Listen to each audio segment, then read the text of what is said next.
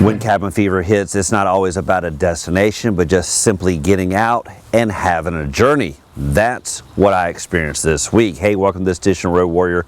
I'm your host, Grant Roberson. Now, we didn't really have a destination in mind. You could say it was just kind of a visual opportunity, basically just getting out on the road, seeing what nature had to offer, certainly within the confines of this nice four-door sedan. Now, specifically behind me is the 2020 Nissan Sentra. And at the end of the day, when you're getting on the open road, you do want to have a comfortable ride, but better yet, nice fuel economy. The Nissan Sentra debuted all the way back in 1982, and obviously, wow, how things have changed, specifically on the outside, the technology, and obviously the evolution of where the term compact has grown. Now, I'm 6'2". Anytime you get into dimensions like this, typically I'm going to give pause. Not a big fan of back-bending affairs or knee-scraping fun. But oddly, with the evolution of this vehicle, compact isn't, well, what I remember. Specifically, legroom abound all the way around, and even for my tall, geekish frame, I fit in with ease.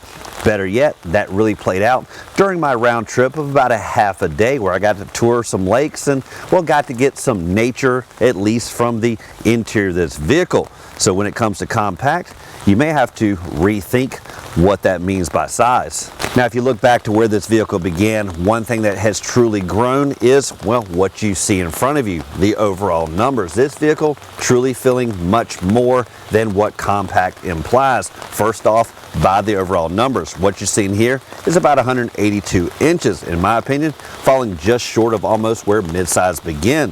What you also see is a decent wheelbase, about 106. Those numbers giving you a lengthy platform that again equates to people like me squeezing in with ease.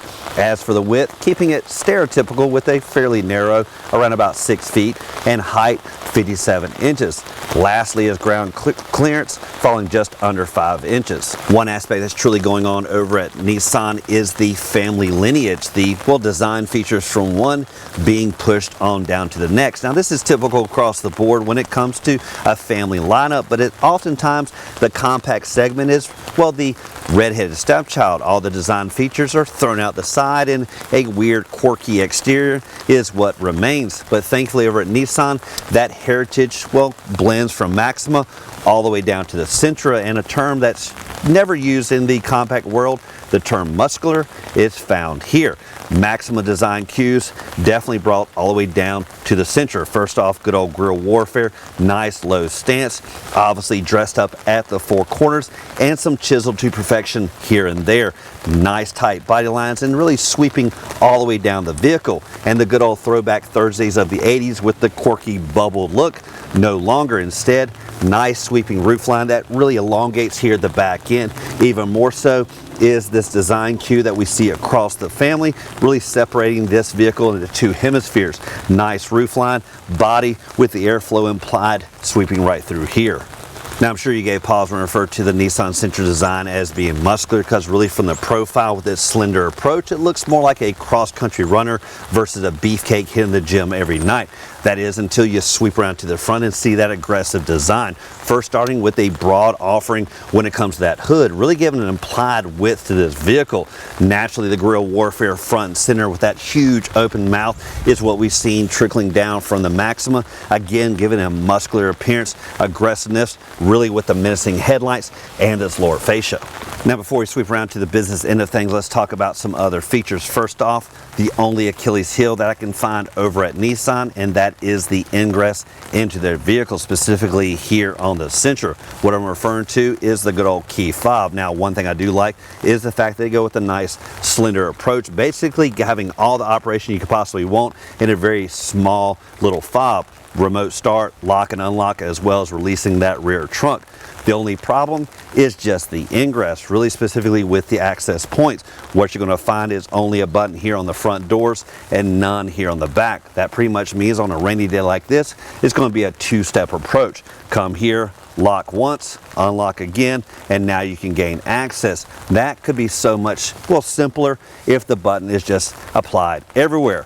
But a big feature I do like on the Sentra, again, that is coupled because of the overall size, is what you find here when it comes to trunk space. Now, comfortably, this vehicle is easily going to handle 4 people, maybe a 5th in a pinch. So that means my little rendezvous of getting out of town, well, could have easily been a family affair, specifically with putting all the gear you could possibly need here in the back, because what you're going to find is around about 14 cubic feet. And again, I find hard pressed that, well, this is referred to a compact and it has so much space. The only area I could find that was to be expected was here under the hood. And well, this wasn't a detriment and something that actually was a win for this vehicle, specifically the fact that, well, it delivered great fuel economy. Now, what we have here is a 2.0 liter inline 4-cylinder. That delivers on about 149 horses and 146 foot-pounds of torque, but specifically great fuel economy, around about 29 to 39 miles per gallon. And that again meant that my full day of, well, traveling around never meant I had to pull over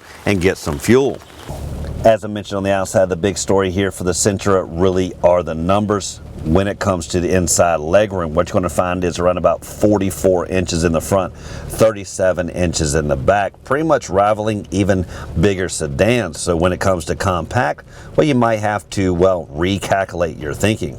Muscular lines aren't just reserved for the good old grill warfare, but really the design features here on the inside. Status quo from the good old 80s has been replaced with a little bit of flair, most notably across the dash and this two-tone element that we see on this particular model. Now, what we're going to see front and center is a good oversized touchscreen system. Nice symmetricness is the name of the game when it comes to Nissan. First off with the knobs, even all the way down to the placement of the climate controls. Nice symmetricness when it comes to the vent selection and cylinder for a little bit more dressed up appeal. Now, when it comes to the touchscreen system, really this is standard Nissan, really easy to use and colorful, and this of course has advanced over the last few years. One thing we didn't find on this particular model was navigation, but the simple Apple CarPlay integrated with ease, so well, it still works quite well. Now, the overall feel of this particular model is premium, first starting with the nice dual zones up front, digital display when it comes to temperature select, as well as easeability when it comes to all the various controls. One thing I would prefer is more of a knob when it comes to fan speed, just easier to reach versus having to look down and find these buttons. Down below you will find connectivity in the form of a USB-C, USB auxiliary jack, and a power supply. One thing I would prefer on this particular model is for this to be a wireless charging, but it is a nice area to charge everything up when you're connected via the wires. Between the front occupants, you will find the good old gear shifter push button here for the start, as well as dual cup holders. One thing again I found on Nissans is there is no grippy material that will hold drinks in place. Instead, it can be kind of a banging affair if the drinks are too small, and in some cases, if they're too big, they just don't fit right through here. One area I did like is this compartment right here, because it can hold electronics when you want to find a place to rest them. One area where Nissan really has stepped up is in the gauge cluster. Now, this is of course analog tach and speedometer, but that LCD really gives you up-to-date information, most notable being that digital readout for speed, something that just wasn't the case a few years back. Other nice features going to be found on the steering wheel with lots of controls, most notably being the entertainment here on the left, changing the LCD there on the gauge cluster, as well as cruise control here on the right. Cruise control even more premium with the proximity setting, allowing this vehicle to sense traffic in front of you and set the pace. Nissan also has that 360 safety with the blind spot awareness, lane control, all that really coming together to give the driver as much safety here at the steering wheel. When you have a sudden onset of cabin fever, what's the best way to get rid of it? Sometimes it's just getting in our car and drive. Never really getting out, but just experiencing what's around us. And that's truly what the Nissan Sentra delivered this week, specifically with its nice fuel economy. Again, not having to stop to fill up for gas. Even better is the amount of cabin space, allowing me to stretch out just as well as I do on my lazy boy in my house. And lastly, room for 4, so it could be a family affair and maybe a 5th in a pinch. But at the end of the day, this vehicle truly allowed us to get out and experience things with, again, not really getting out, returning home to, well, start that cabin fever again. Now, as always, thank you for watching this edition of Road Warrior. Keep both hands on the wheel and eyes straight ahead.